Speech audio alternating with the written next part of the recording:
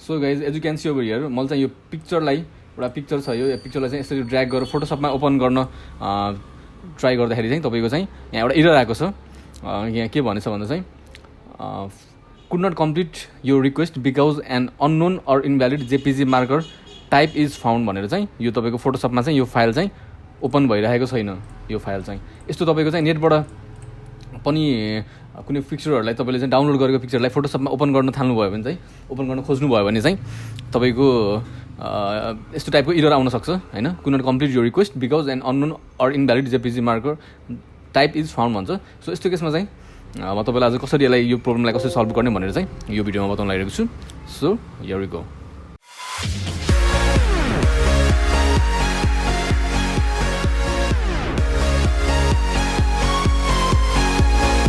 So यसको लागि चाहिँ फर्स्टमा चाहिँ तपाईँले चाहिँ पेन्ट ओपन गर्नुहोस् हैन, एमएस पेन्ट।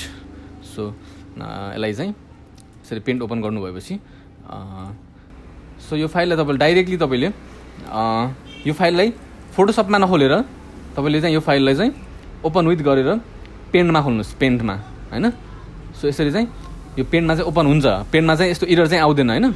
सो त्यसपछि तपाईँले यसलाई सेभ गरिदिनुहोस्, यसरी फाइलमा जानुहोस् अनि सेभ गरिदिनुहोस् हैन। यसरी त्यसैलाई चाहिँ यसलाई चाहिँ जेपिजीमा सेभ गर्नुहोस् हैन, यसरी जेपिजीमा सेभ गरिदिनुहोस्, यसलाई ओके गरिदिनुहोस् हैन। र त्यसपछि अब त्यो फाइललाई जुन मैले यो सेभ गरेको फाइल चाहिँ यही हो अनि जेपिजीमा यसलाई चाहिँ तपाईँले ड्र्याग गरेर अब फोटोसपमा यसरी ओपन यसरी तपाईँले जेपिजी यसरी यो फाइललाई ड्र्याग गरेर अब फोटोसपमा यसरी ओपन गर्नुभयो भने चाहिँ अब चाहिँ यो फाइल ओपन हुन्छ हैन।